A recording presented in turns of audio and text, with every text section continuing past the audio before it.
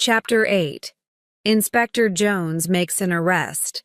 I looked at Holmes in astonishment. "How strange," I said.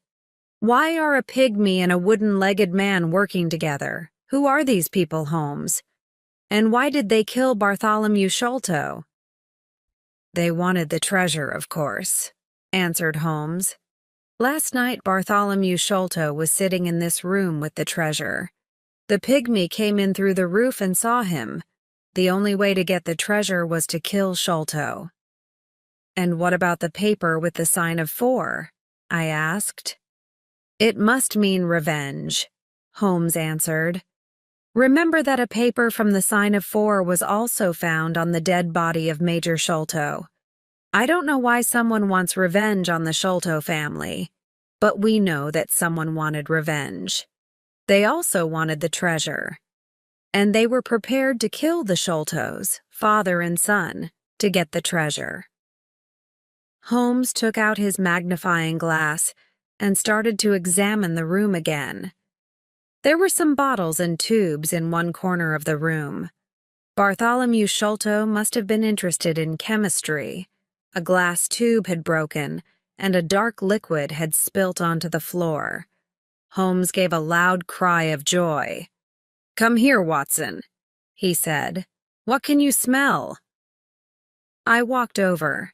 Suddenly I smelt something very strong and unpleasant. The smell was coming from the dark liquid on the floor. "It smells like tar," I said. "It is similar to tar," Holmes answered. "It is creosote." He was smiling and rubbing his hands together. "Why are you so pleased?" I asked. Holmes pointed to the floor. I saw a clearly marked small footprint. I realized that the pygmy had stepped in the creosote. I know a dog which loves the smell of creosote. "It will follow this smell for miles and miles," said Holmes. "We'll catch these murderers now." Just then we heard footsteps and loud voices outside the room. "It's the police," said Holmes. As he spoke, a fat man in a gray suit entered the room. His face was red and his eyes were small and bright. He was followed by a policeman in uniform and by Thaddeus Sholto. I had never seen the fat man before, but Holmes seemed to know him well. "Good evening, Inspector Jones," said Holmes politely. "Don't you remember me?" The fat man stopped and stared. He was not very pleased to see Holmes. "Why, yes, of course," he said. "You are Mr. Sherlock Holmes, the private detective. Yes, I remember you well. This is an interesting crime, Mr. Holmes. A man has been murdered and jewels worth £1,000,000 are missing. What do you think happened?" "Well," began Holmes. But Inspector Jones did not want to listen to my friend. He thought his own ideas were better. "Listen, Mr. Holmes, I will tell you what I think," he said importantly. "This man, Thaddeus Sholto, tells me that he was with his brother last night. They discovered the treasure together. He was the last person to see his brother alive. Now I think that Thaddeus Sholto killed his brother. Then he ran off with the jewels." "Oh no, it isn't true," cried Thaddeus Sholto.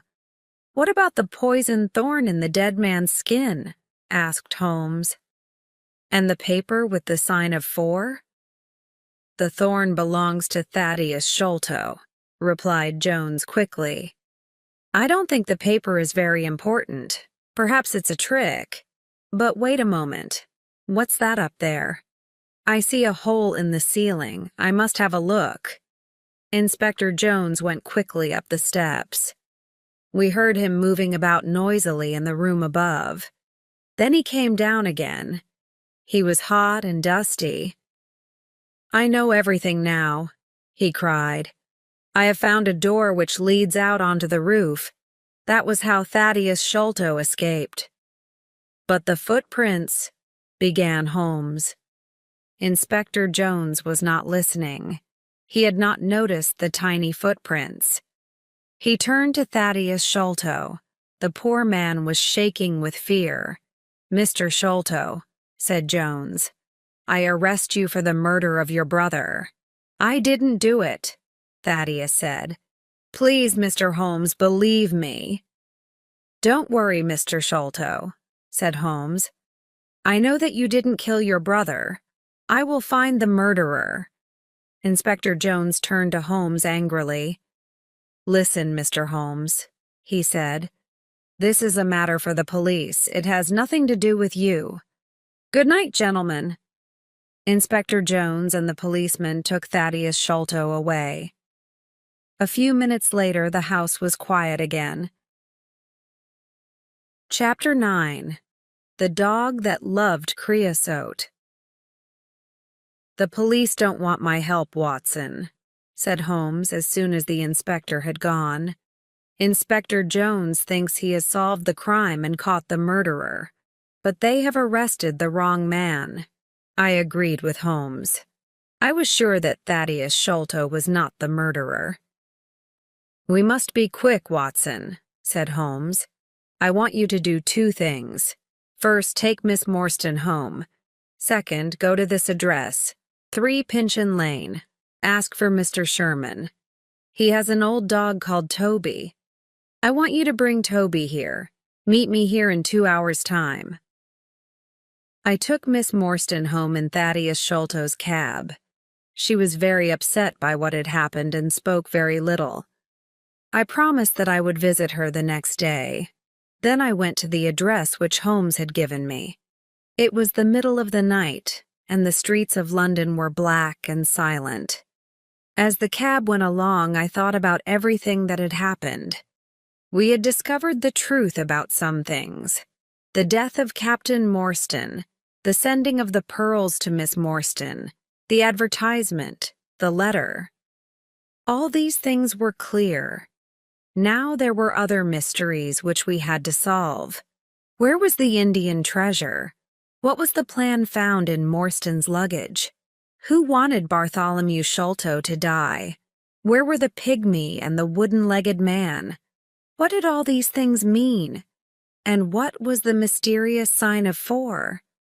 I hoped that Sherlock Holmes would discover the answer to these questions. Soon I arrived in Pinchin Lane, the address where Holmes had sent me. It was a very poor street, and the houses were old and dirty. I found house number 3 and knocked on the door. After some time, a face looked out from a window above. It was not a friendly face. "Who are you?" said the face angrily. "What do you want?" "Come down and open the door," I said. "I have something to ask you." "Go away at once," said the face. "If you don't, I'll let out 50 dogs upon you." "My friend, Mr. Sherlock Holmes," I began. At these words, the window suddenly shut, and a few minutes later the door opened. I saw an old man with gray hair and a beard holding a candle in his hand. "Come in, sir," he said. "I'm Mr. Sherman. I'm sorry that I was rude. I didn't know that you were a friend of Sherlock Holmes." I went into the small, dirty house and stopped in astonishment. There were cages everywhere I looked. All the cages contained different kinds of animals. I could see their eyes shining in the candlelight. "What does Mr. Holmes want?" asked the old man. "A dog called Toby," I answered. "Toby is my best dog," said Mr. Sherman. "He loves to follow strong smells, especially the smell of creosote. That's his favorite." "That's why Mr. Holmes wants him," I said. "Wait here. I'll go and get him." The old man came back after a few minutes. He was pulling a dog on a lead. The dog looked very strange. It had very long ears and very short legs, and its eyes were large and sad. "This is Toby," said Mr. Sherman. "He'll go with you. He's a friendly dog." The dog licked my hand and wagged its tail. I put some money into Mr. Sherman's hand, and the old man gave me Toby's lead. When I got back to Pondicherry Lodge, I found Sherlock Holmes standing outside the door. He was smoking his pipe. "Excellent, Watson," he said when he saw me. "You have done well. Good dog, Toby. Come here, good dog." Holmes took a handkerchief out of his pocket and gave it to Toby to smell. The handkerchief was covered with creosote. The dog went mad with excitement. His sad eyes shone with happiness and his tail wagged. "See how he loves the smell," said Holmes. "We won't have any problems now." Holmes pointed at a drain pipe which went down from the roof of the house. "While you were away, Watson," he said, "I went up onto the roof and discovered how the pygmy climbed up and climbed down again. He used that drain pipe." "He climbed down that drain pipe and onto the barrel beneath," said Holmes. "It was very easy to follow his trail. He left marks everywhere. He also dropped this." Holmes put his hand in his pocket and took out a small bag made of dried grass. I looked inside. To my horror, I saw 5 or 6 long, dark thorns. They were the same as the one which killed Bartholomew Sholto. "The murderer has lost these," said Holmes. "Let's hope that he doesn't have any more. Don't touch them, Watson. They are poisoned. But come, where's Toby? We must begin." Holmes took Toby's lead and pulled the dog to the bottom of the water barrel. Toby smelled all round carefully. Suddenly, he began to bark excitedly. He had found his favorite smell, the smell of creosote. Then he started to pull at his lead. "He's on the trail!" cried Holmes. "Let's go!" Chapter 10. The Hunt Begins. Toby pulled at his lead and ran quickly through the grass. He ran so quickly that it was difficult to follow him. The sky was beginning to get light now. Toby ran along the paths in the garden under the trees and bushes. Then he reached the garden wall and ran along beside it. Finally, he stopped at a place in the wall where the bricks were loose. "This is the place where they got into the garden," said Holmes.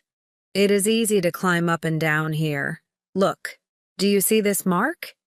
It is the print of a man's hand." He pointed at a flat stone. I saw a dirty hand print on the stone. Holmes picked up the dog and climbed over the wall. I followed. Toby soon found the trail again. Toby did not look to the right or the left. He ran straight ahead with his nose to the ground. He loved the smell of creosote. Nothing could stop him from following it. As we hurried along, I thought about the wooden-legged man and the pygmy. I wondered what would happen when we found them. I knew that they were dangerous. I wished that I had brought my gun with me. Toby was still following the trail. Now we were passing through small, narrow streets. The people were just beginning to wake up. The men were going on their way to work. The women were opening the windows and cleaning their houses. Suddenly, Toby ran down a path. This path led straight down towards the River Thames. Soon the river appeared in front of us. Toby ran faster and faster. The path went down to the water's edge. It ended at a small wooden jetty. Toby stopped. He ran backwards and forwards trying to find the smell. He looked up at us sadly with his large eyes. He did not know what to do. "They have got into a boat here," said Holmes. There was a small house beside the jetty. A notice was hanging from one of the windows. On it was written in large letters, "Mordecai Smith, Boats and Steam Launch for Hire." There was no one on the jetty. Several small boats were near the jetty on the bank of the river. Holmes looked at these boats. "I wonder where the steam launch is," he said. "I think we must ask a few questions." He knocked loudly at the door of the house. A large woman with a red face opened it. A child was crying somewhere inside the house. I saw that the woman was very upset about something. She had been crying. "Good morning," said Holmes politely. "Are you Mordecai Smith's wife?" "Yes," replied the woman. "What do you want?" "Could I speak to your husband, please?" asked Holmes. "No, you can't. He isn't here. I haven't seen him since yesterday morning." "Oh," said Holmes, "I wanted to hire a boat." "Well, perhaps I can help you," said Mrs. Smith. "Which boat do you want?" "I wanted to hire the steam launch. I have heard it is a very good boat. Let me see. What's the name?" The Aurora, sir," said Mrs. Smith.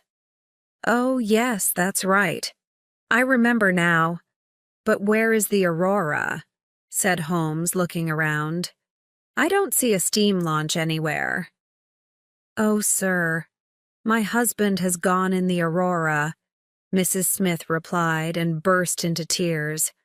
"I'm very worried about him. I don't trust that wooden-legged man." "What wooden-legged man, Mrs. Smith?" asked Holmes in a surprised voice.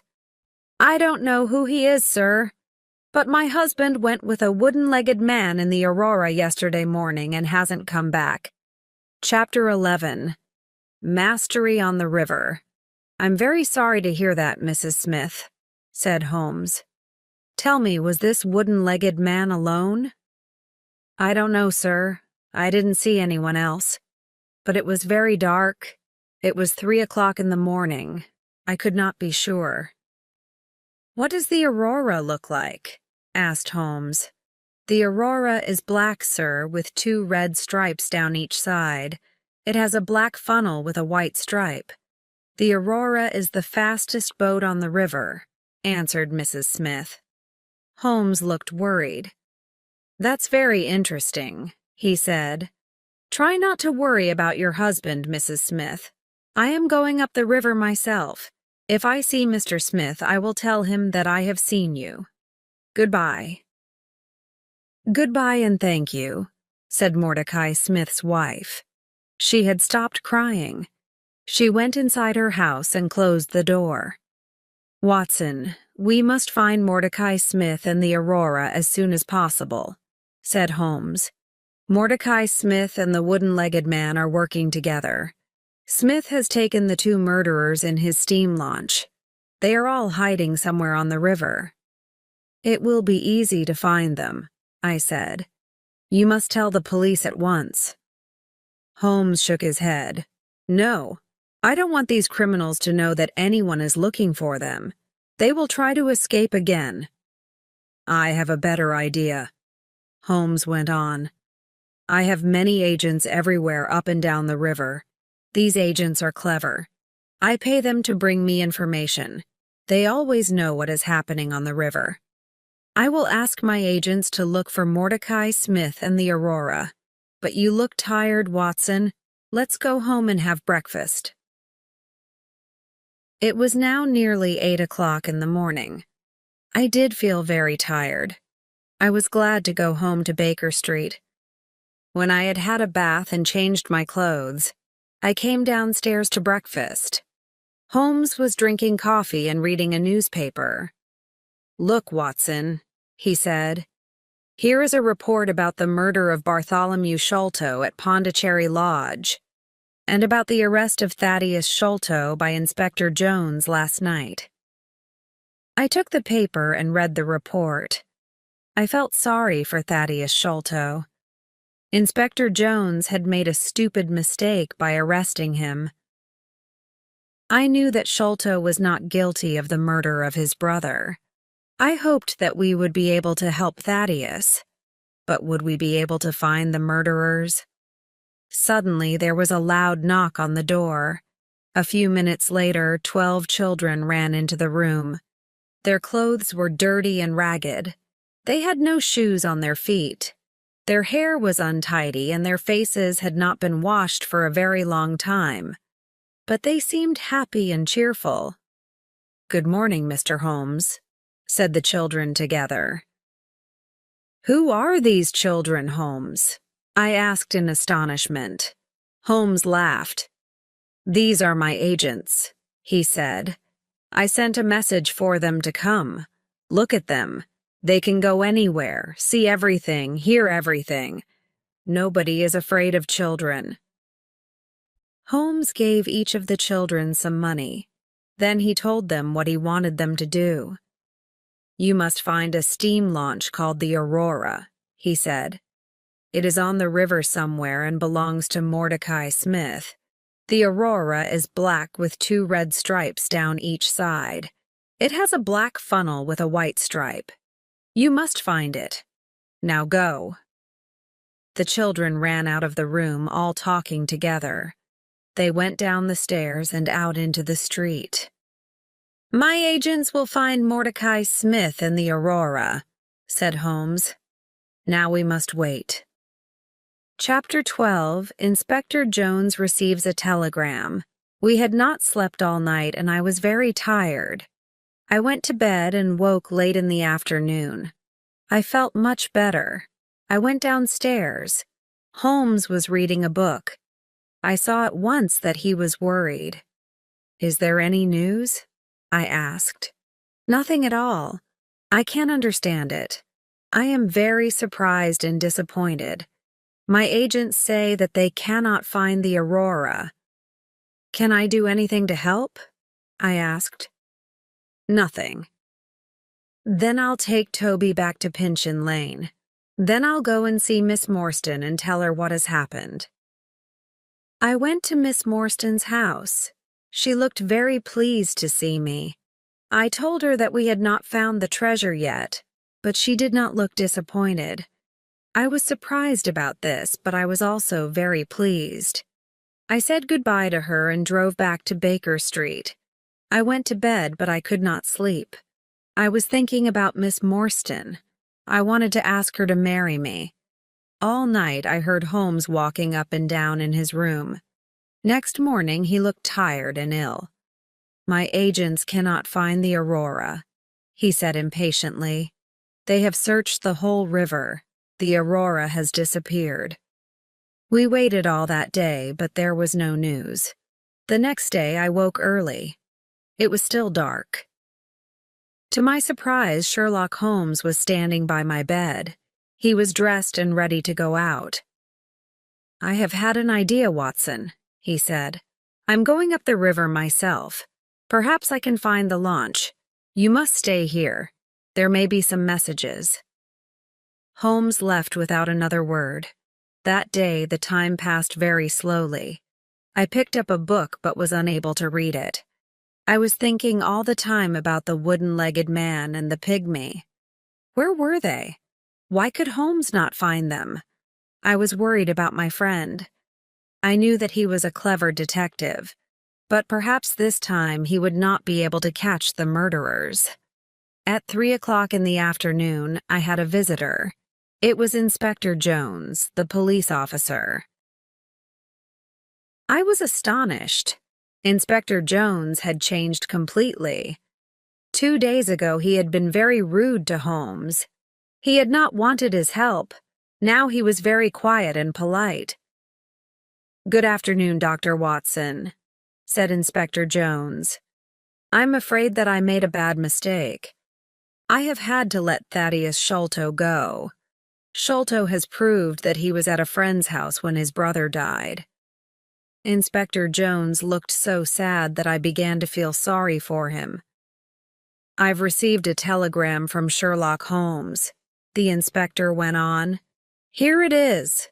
I took the telegram and read it. "Inspector Jones, go to Baker Street at once. Wait for me there. I know where Sholto's murderers are hiding. Come with us tonight if you want to catch them." "Holmes, that's excellent," I cried. "Forget about Thaddeus Sholto. You'll soon have some other prisoners, Inspector Jones." At that moment, the door opened and Holmes came into the room. He was smiling. "What news?" we asked together. "I know where the Aurora is," Holmes replied. "It wasn't on the river at all. The Aurora has been hidden in a boatyard near the river for 2 days.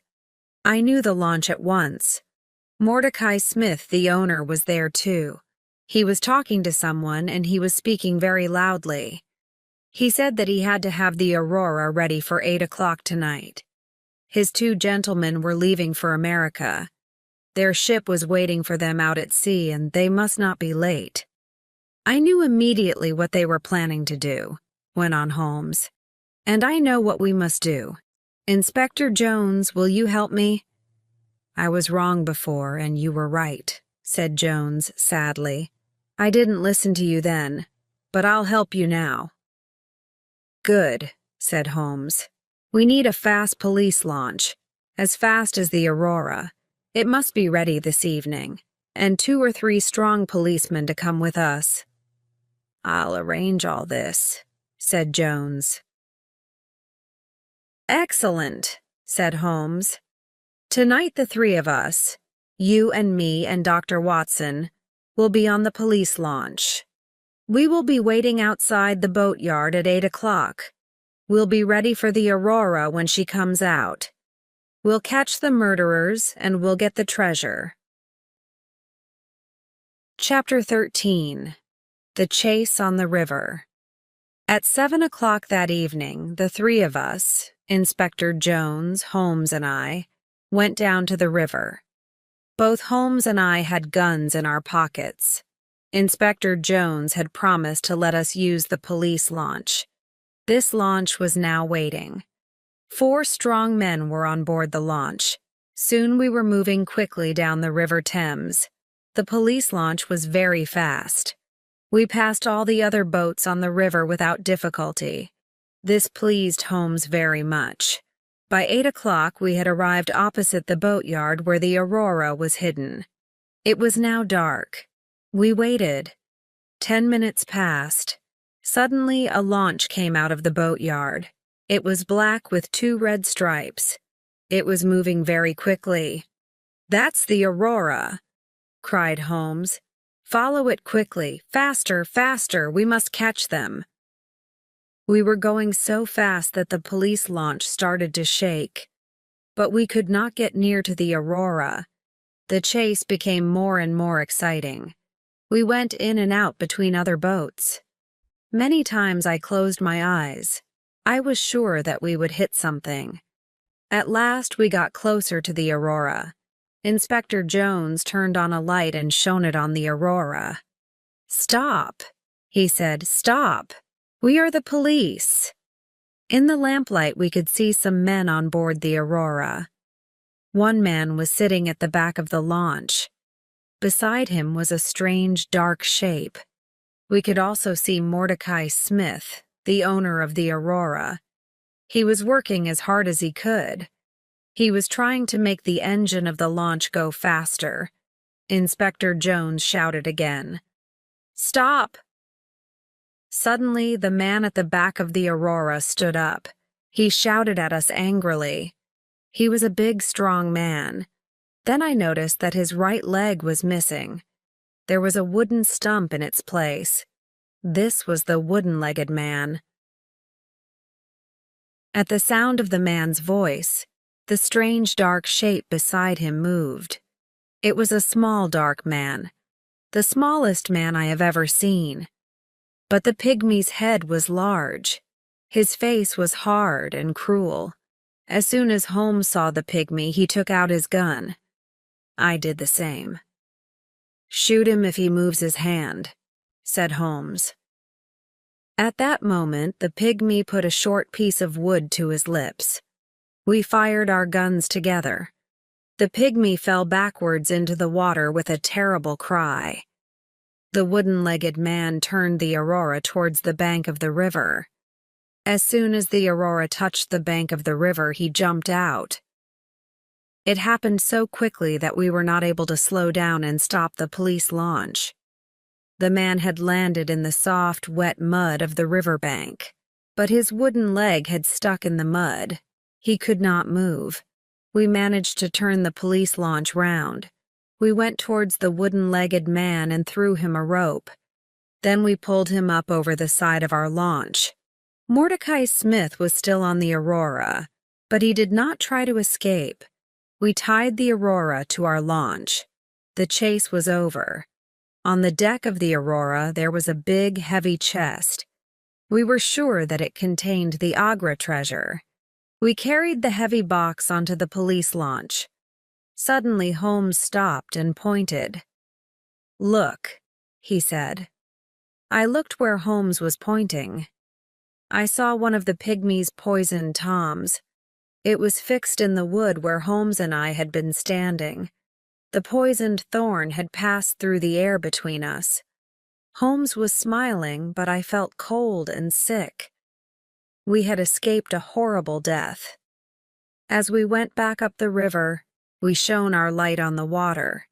We were looking for the body of the pygmy, but we saw nothing. His body still lies somewhere at the bottom of the River Thames. Chapter 14. The treasure is lost. The wooden-legged man was our prisoner. He was sitting in the police launch opposite the treasure chest. He was about 50 years old. He had black curly hair and a black beard. He did not look angry anymore. He was not interested in anything. "What's your name?" Holmes asked him. "Jonathan Small," replied the man. "Jonathan Small," repeated Holmes. He took out the piece of paper which had been found in Captain Morstan's luggage. Holmes read out what was written on the piece of paper. "Jonathan Small, Muhammad Singh, Abdullah Khan, Dostakbar, the sign of 4. "Give me that paper," said the man. Holmes gave it to him. "Yes," Small said. "I am one of the sign of 4. This paper is a plan of the fortress at Agra in India. My 3 friends and I found the treasure many years ago. Tonight I have lost the Agra treasure, and you have killed my dear friend Tonga. I am not sorry about the deaths of Sholto and his son. I'm not sorry about anything. Do what you like with me." "You will tell us your story later," said Holmes. "But first, Watson, would you take the treasure to Miss Morstan?" "I shall be pleased to do that," I said. But I was not speaking the truth. I did not want to take the treasure to Miss Morstan. I did not want her to become a rich woman. "Inspector Jones and I will take our prisoner to Baker Street," said Holmes. "We'll meet you there, Watson." Then Holmes turned to Jonathan Small. "But where is the key of the treasure chest?" "At the bottom of the river," replied Jonathan Small. "Why did you throw it away?" cried Inspector Jones angrily. "You have made things very difficult for us." Jonathan Small did not speak. He did not care what Jones said. When we got to the jetty, I got out of the launch with the treasure chest. I found a cab and drove to Miss Morstan's house. Miss Morstan was sitting by the window. She was wearing a pretty white dress and her hair was shining brightly in the lamplight. "How nice to see you," she said when she saw me. "Do you have any news?" "I have brought something better than news," I said, trying to speak happily. "I have brought the Agra treasure." I put the heavy chest down on the table. Miss Morstan did not look very excited. "So, this is the famous Agra treasure," she said. "Yes," I replied. "Half of it belongs to you and half to Thaddeus Sholto. You are a rich woman now, Miss Morstan." "The treasure can wait," she said. "First, I want to hear all about your adventures.